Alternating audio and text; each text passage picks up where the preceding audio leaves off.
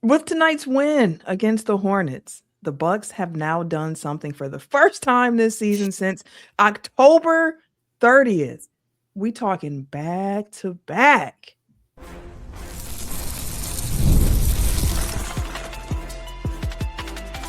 You are Locked On Bucks, your daily Milwaukee Bucks podcast, part of the Locked On Podcast Network, your team every day.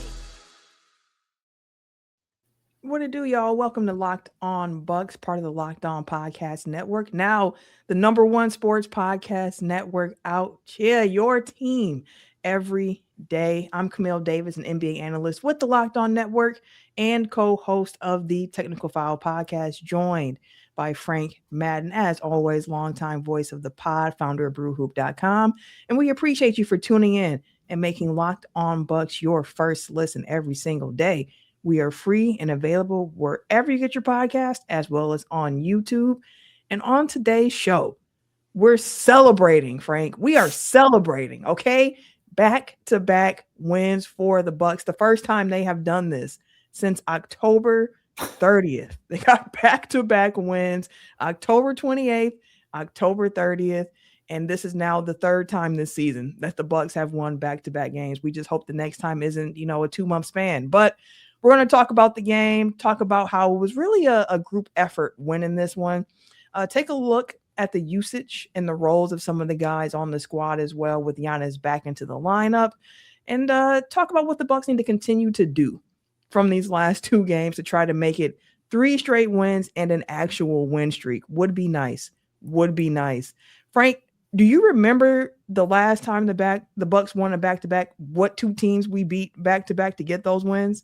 Out of curiosity, do you remember? It was so long ago, I know. Yeah. Well, I guess it must have been pre-Giannis injury, right? Yep. So I guess it was Golden State one of the wins? Yep, that was the last of the second of the back. I'm trying to remember because Giannis was out that game, but he played the prior game. So I can't remember who they played the prior game. It was the Knicks. Knicks? It was when they beat the Knicks. Okay. And then beat the Warriors without Giannis. I was in Vegas last time. That was probably the peak of the season, to be honest. Beating the Knicks, and then you beat the Warriors without Giannis. And Rollins has that monster game.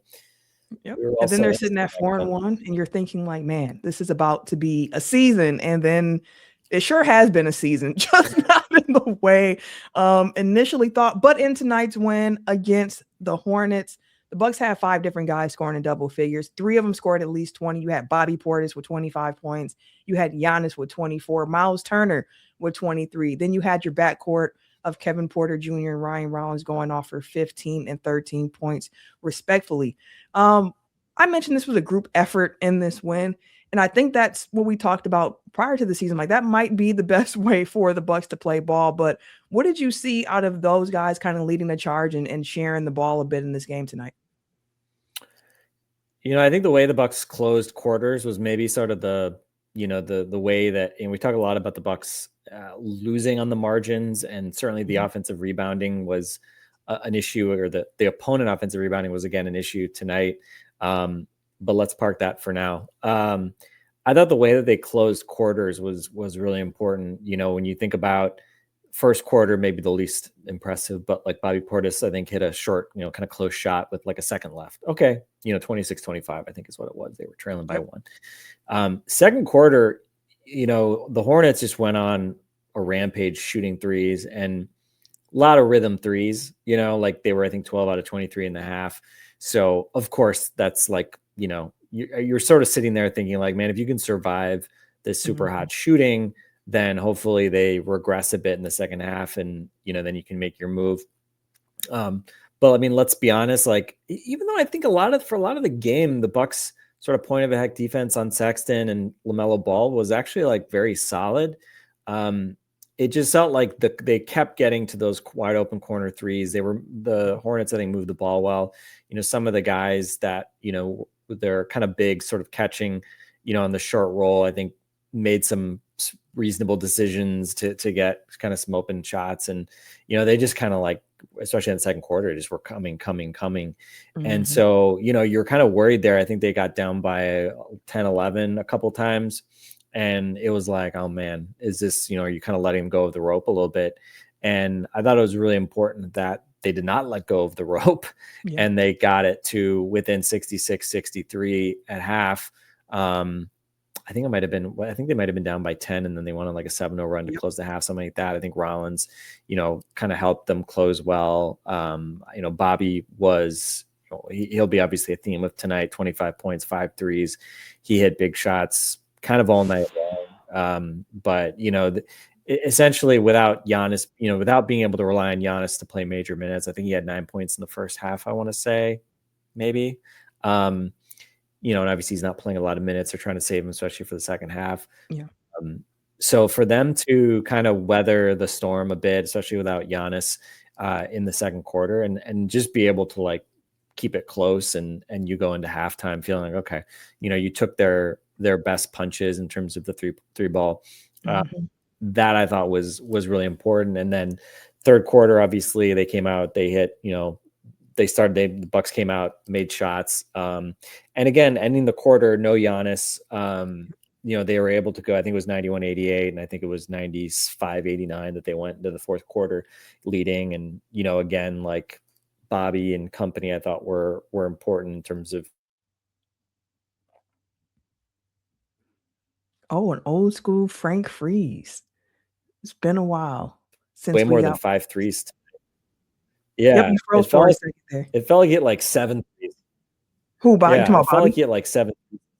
Yeah. It felt like Bobby hit about 7 threes in this game. And they needed, pretty much all of them. And so, again, like they were able to kind of bridge the non-Giannis minutes. I think they were, Giannis, I think was like +4. So, they were +6 without Giannis, which, you will take positive non-Giannis minutes any day of the week. And then, obviously when Giannis came back, it was just bang, bang, bang. Like, the amount of purpose and like, oh, we have like actions that we can run that will reliably get us good shots. Like how refreshing. That was great. And kind of returning back to the idea of what I was saying about kind of closing quarters, the way to close the game, I think it was 114-109. They got kind of like a 10-point lead, and then Giannis goes to the bench. Immediately the lead dries up a bit. And then Giannis comes back in and, kind of immediately went right back to work. He had two buckets to kind of close the game, had a couple other plays that, he helped set up. And then Myles Turner, who we need to talk about as well. Yes. We've talked about how Myles is kind of like in many ways like the bellwether for, especially offensively, I think what has gone wrong for the Bucks because of their inability to use him. And tonight, for him to, with Giannis on the floor, they had a pick and roll. I think it was with Rollins that, they were able to get him rolling to the rim, Camille. Yes, because he can do that too. We talked about, he can roll to the rim. He had 2 or 3 rolls to the rim that he finished tonight. And he had a big finish late to kind of continue to stiff arm Charlotte. And so, that was refreshing to see. And then, Giannis got him on a whip cross court pass and he attacked to close out and finished as well to give him his 23 points and 4 blocks, some big defensive plays. So happy for Myles. They obviously need him. Bobby has been shooting the, piss out of the ball for I don't know how long. And, Giannis being Giannis, even if it's on kind of shorter minutes. So, Camille, the journey of 1,000 miles begins with a single step. Now the Bucks have 2 steps. So, hey, I'll take it. Some little belated Christmas for us to appreciate a little bit. Yeah, absolutely. Absolutely. And one thing that stands out to me a lot is like when people are talking about the Bucks and how this season has unfolded a lot, they point to the record of what the Bucks went without Giannis and what the Bucks went with Giannis. And we've talked about it a lot of what we expected this team to be if Giannis was out for a while, and they pretty much showed that. Without Giannis, the Bucks were 3-11, I believe, and they're now 11-8 with this victory with Giannis. And I can see some people still pointing to that record and being like, well, that's just barely above 500. Yeah. Like even with Giannis. And I think a crucial part of that, though, is to point out like they were without Kevin Porter Jr. for a lot of those games as well when they did have Giannis early on in the season, and they were still kind of hovering around that 500 mark. Although on the plus side of 500 in the games with Giannis. And now I believe it's been 4 full games, if my math is correct, where Giannis and Kevin Porter Jr. have actually played together and finished the game together. And in those 4 games, small sample size, but the Bucks are 3-1. I think it's important for this Bucks team overall to just be healthy. Like, this is a team where the margins of errors are very, very slim, and every guy has a particular role on this team, and they need to be healthy in order to do it. But want to draw some more attention as well to the usage of some guys in this game, and the roles of some guys, because as you mentioned, Myles Turner looks like a different guy when he's out there next to Giannis, what we've seen from Bobby Portis. And also just some development we've been seeing in the guards, not just Kevin Porter Jr. and Ryan Rollins, but even a little bit from AJ Green. So we'll talk more about that right after this. But first, a word from our friends over at Game Time, because when basketball season is in effect, there is nothing like being in the building, from the energy, from the crowd, the big run that gets everyone on their feet. If you're in Milwaukee at 5-star, being able to be there in the audience going, Bobby, Bobby. You want to be there for those moments. You don't want to be stuck refreshing screens or guessing what tickets are really going to cost. And that's where Game Time comes into play. The Game Time app gives fans the advantage back, making it so easy to score amazing tickets fast, simple, and without guesswork. The Game Time app is straightforward and intuitive. It makes finding tickets super easy in just a few taps. You can even see the view from your seat before you buy, which makes choosing tickets easy and gives you an additional boost of confidence. You see the prices up front with fees, so the total is clear from the start. So take the guesswork out of buying tickets with Game Time. Download the Game Time app, create an account, and use the code LOCKEDONNBA. That is LOCKEDONNBA for $20 off your first purchase. Download the Game Time app today and get in on the action. We thank you for tuning in to Locked On Bucks, making us that first listen of the day. Thank you for making Locked On Network that #1 sports podcast network. You're already an everydayer. You live your team every day as it is. So take it up another level and go ad free. Join the Everydayer Club today and get Locked On Bucks with no interruptions, no live ad reads, plus a members only Discord and more. All for $5 a month or $50 a year. Go to lockedonbucks.supercast.com or check the link in the show notes to learn more. Now, Frank, I mentioned that there were some other things that kind of stood out to me, like the usage and the roles of guys.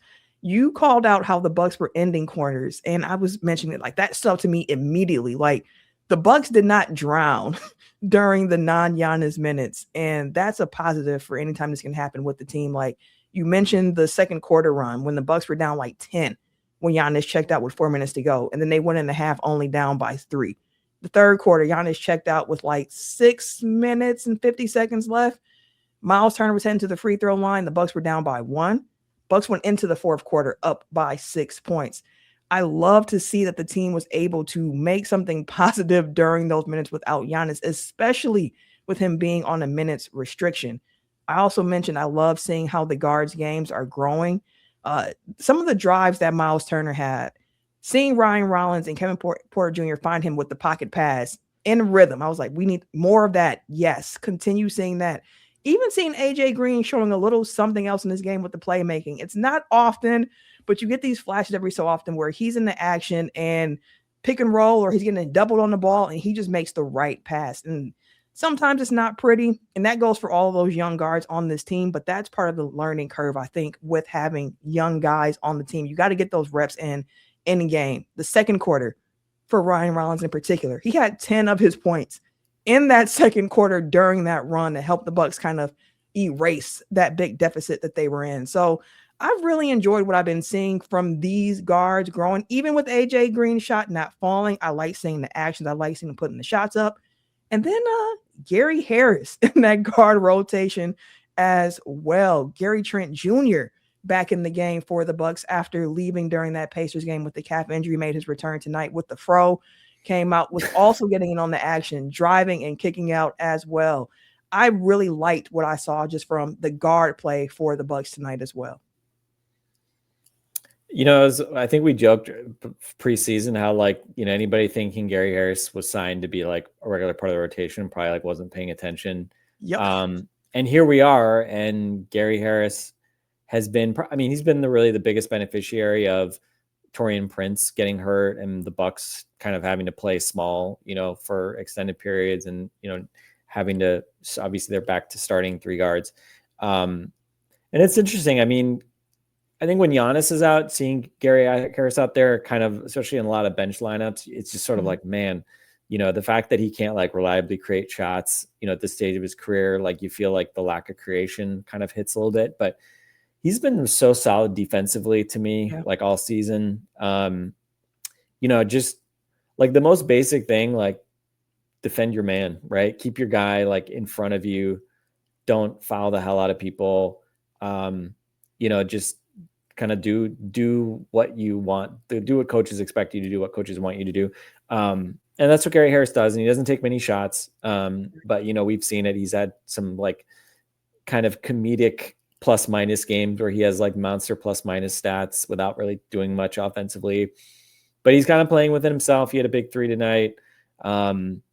So I mean, I'm happy for Gary Harris, because he seemed, he's had a tough go, like, right. A guy that, was certainly not, I mean, I don't think anybody ever thought he was gonna make an all-star, but was like a very good, like, like role-playing starter, high quality, like solid starter type guy during his kind of peak days in Denver. And then was really out in the wilderness. And, when he signs with the Bucks this summer, it was like, we all just looked at it as like, oh, this feels like, the fact they got a 1+1 felt like, a charity case while he's getting a deal, because he's, Myles Turner's Myles Turner's agent or whatever, which maybe I still think there's probably something to that. But, you worry with a guy like that when he plays, it's going to be because like a coach is treating him like a binky that, like like he's not, the guy shouldn't be playing, but, he like does what the coach wants. And so you're not gambling on maybe higher upside players because of that. But, I've been okay with it, especially again, when you see him in the context of a team with Giannis. KPJ, I think, deserves a lot of credit. The turnovers have been a huge problem. 1 turnover against 11 assists. That has not been the KPJ that we've generally seen, but I think it underscores, when Giannis is out there, obviously when Portis, Turner are scoring reliably, and in part because of his, I think, creation and playmaking, it reduces the burden on him to go out and just, again, do the kind of KPJ Jazz Odyssey thing that, creates problems, and why he's had so many, like these, whatever it was, like the 4 out of 5 games at one point where he had 6+ turnovers. Just like, man, like it's just really hard to live that way. And granted, like he gets so many steals, like he kind of wins back a lot of them kind of going the other way. But his turnovers tend to be, live ball, sprinting the other way, pick 6 type of turnovers. So for him to have kind of cleaned up the act, I mean, the last 2 games, I think the Bucks had, I want to say like 9 and 10 turnovers the last 2 games, which is hugely important, especially given it's not like they've solved their defensive rebounding, as we mentioned. As we saw tonight. Yeah. And look, like Charlotte, they play a lot of these, like, just guys that like put on football helmets and just like launch themselves through doors, like Diabate and Salon, who like, Salon just seems like annoying as shit to play against. Sorry.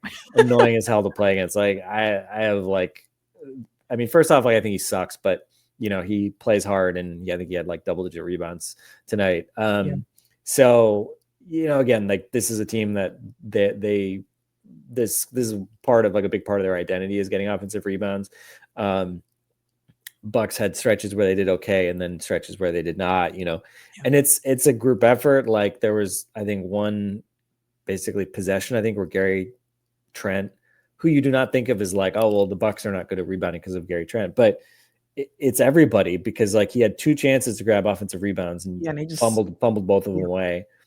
And it's just, I mean, we've seen it so many times, right? It's just backbreaking when you just give up the second and third opportunities, and how often does it seem to turn into a wide open 3 that the other team cashes in, right?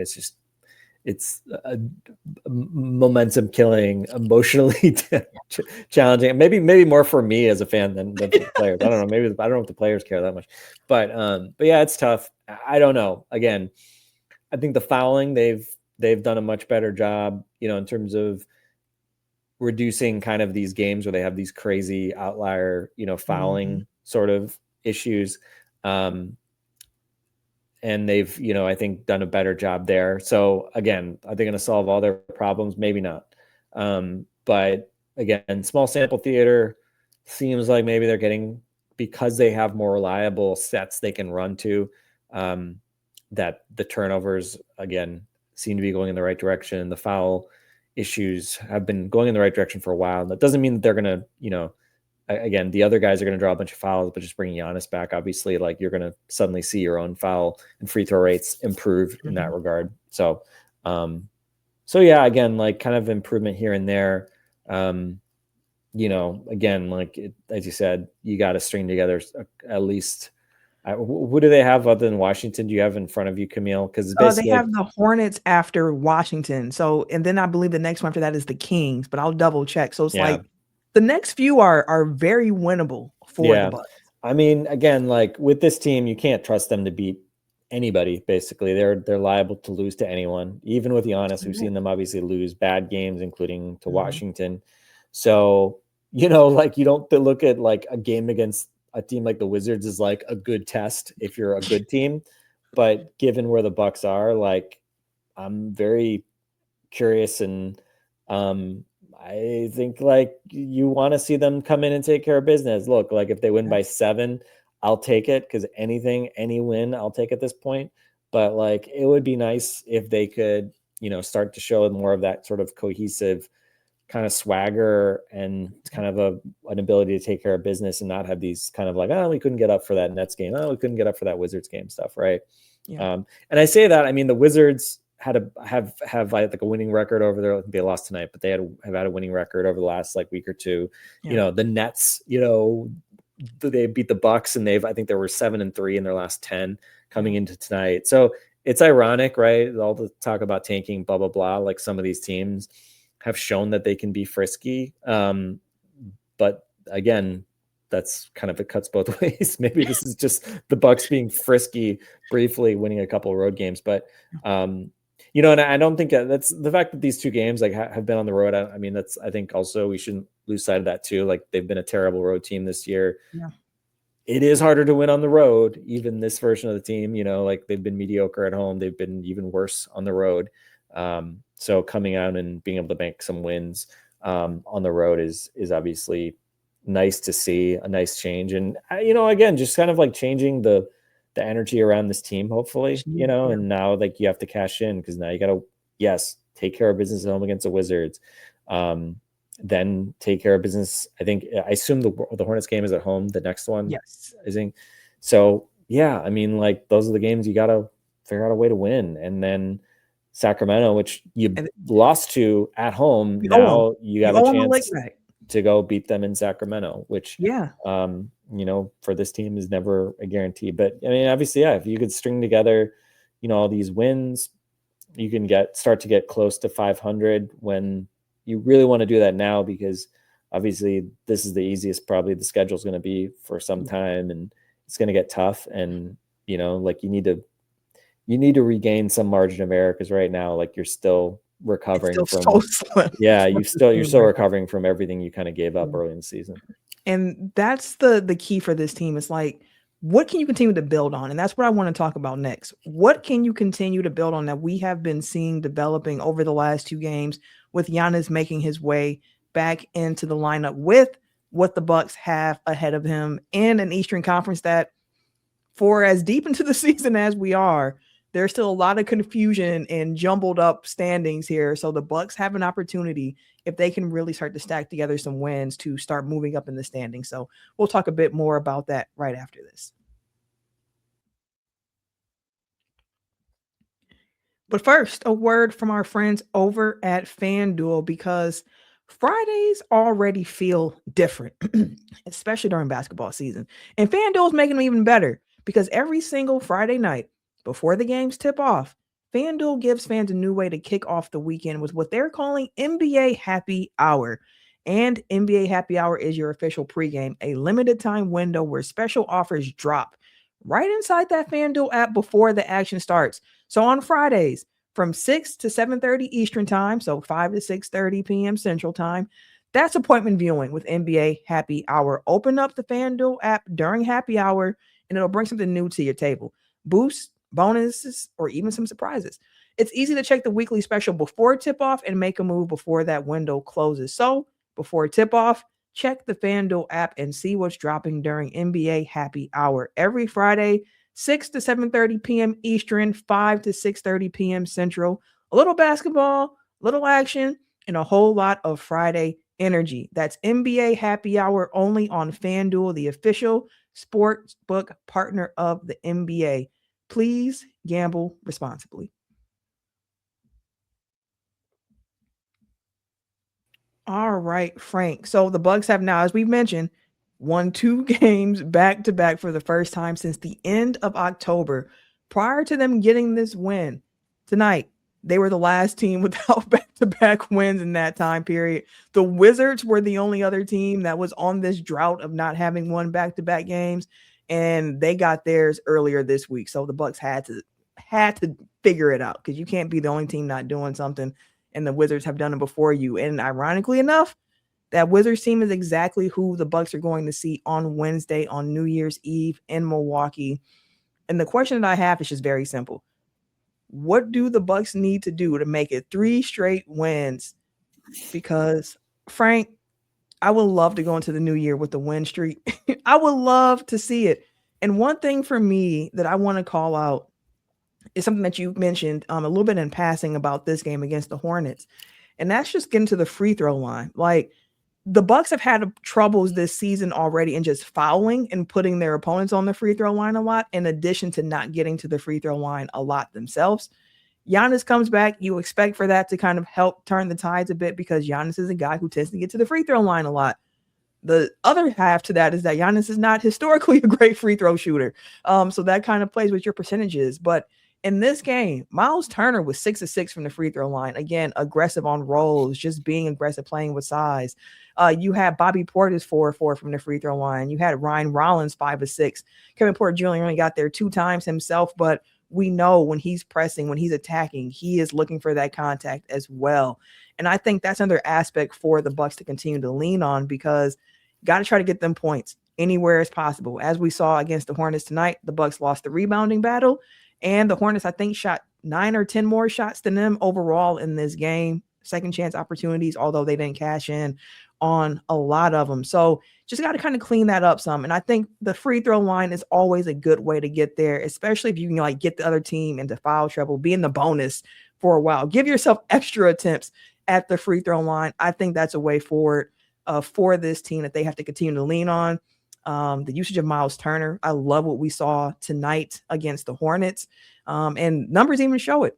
Myles looks better on the court when he's next to Giannis in this iteration of the Milwaukee Bucks with Myles Turner. So hopefully to see that chemistry continue to grow.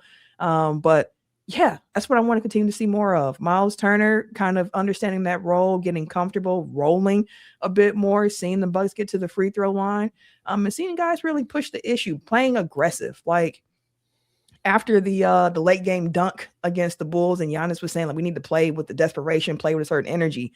That's what I also want to see, because to your point about being like, well, it's the Wizards, they should win.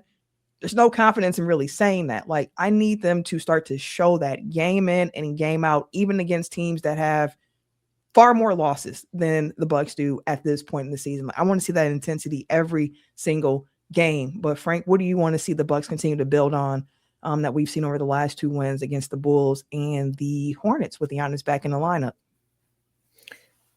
Yeah, I mean, I think obviously the big thing with having Giannis back is, and the reason why, for instance, you see KPJ having a lot of turnovers, or, you know, you see AJ Green not being able to get off enough shots, right? Like things that, you know, I think were, or Myles Turner, right? Like things that were frustrating, especially when Giannis was out. Obviously, there's the kind of coaching Doc Rivers dimension of this, which, you know, 2 wins does nothing to like gloss over, right? The fact that you have a coach who's probably never going to really maximize this roster, but we could talk about that, you know, till we're blue in the face at this point.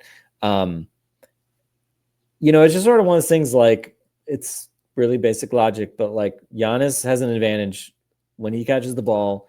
He has an advantage against whoever is guarding him. When he rolls, he attracts, you know, if not 2 or 3 bodies, at least 1.5, right? Like the whole defense is bending around him. And that just changes the whole calculus for everybody else, right? It changes, it basically puts, you know, the defense on the back foot. It lets you move the ball and get guys catching the ball in positions where now they have an advantage, right? It's not KPJ 30 feet from the hoop having to just figure out how to conjure something from nothing, trying to do Jazz Odyssey KPJ. It's, you know, him actually like catching the ball or running, you know, side pick and roll with Giannis. And, you know, we saw him throw a lob once. We saw him also like get to the rim because they were so worried about Giannis in the backside that basically, you know, the defender going up top, like they basically just let KPJ like drive to the basket, not for like a, you know, a layup. They were, you know, nice finger roll, one or two of those, but like, you know, he doesn't get that when Jericho Sims is, you know, the roll man. So I think it's just, you know, about like getting to that comfort zone of like, okay, like weaponizing Giannis fully. And when you weaponize Giannis, then you weaponize everybody else to a large extent. That's why he's, you know, the greatest player in Bucks history, because he's not just going out and getting his own points. He's kind of making everybody better. So, you know, I think you just, again, like you pretty much just hope that like, you know, you survive and do okay without Giannis when he's on the bench. Obviously, it sounds like there's going to be, you know, a ramp up period for a little while. I think Giannis, did he say like 5 or 10 games or something like that? Yeah, like 5 or 10. He referenced like it's not like it's 2 games and then immediately back to playing 35 minutes per game. So there's going to be a little bit of the training wheels thing, but and you can honestly see it in some of the aspects of his game, like the rebound. Like he hasn't been attacking rebounds the way that we've normally seen him. I think that's part of like getting back into the flow of games and trying to really not necessarily take the pedal off, but choose your spots a little bit while you're still coming back from injury. Yeah, I mean, it was interesting, right? First, I think possession against the Bulls, he comes up with a block, which was kind of like, oh, okay, he's already doing that, so that's good. I thought his level of engagement tonight defensively was really good. You know, we've talked about the last time they played the Wizards, his level of defensive engagement was really disappointing relative to what, you know, obviously the high standard we're used to from Giannis. I thought, you know, he repeatedly was switched on to LaMelo and like really like locked in. And, you know, again, like he may not be kind of as switchable as he was when he was the defensive player of the year, you know, 6-7 years ago, but he's still, you know, when he really is focused, locked in, he's a great impact defender. So I think it's just, you know, taking Giannis's lead on both ends really. But offensively in particular, right? Like just, you can just do so much more running the offense through him. And, you know, we have not seen a lot of him. I think the thing we haven't really seen a whole lot from him since he came back is just Giannis, top of the key, dribbling up, trying to do like, you know, inverted screens with AJ Green all the time. Like they've done that a little bit, but it's been a lot more about Giannis deferring, dribble handoffs, going to the elbow, going to the post, the screener, rolling. And he's just been super decisive, I think, when he's caught the ball like tonight. I mean, those last 2 buckets he had, you know, it was like, all right, we're ending this. Catches a ball against what was it? Sion James, yep. You know, the Duke guy, very undersized and like very, very like it was like a very strange looking play, but he had that like jump stop to the like the quick spin baseline, jump stop to the lefty finish. And then against Brandon Miller, another again, just like quickly going baseline. Giannis loves attacking that baseline from the left block. And, you know, like he's just the long strides. Like if you give him like a split second, he's gone.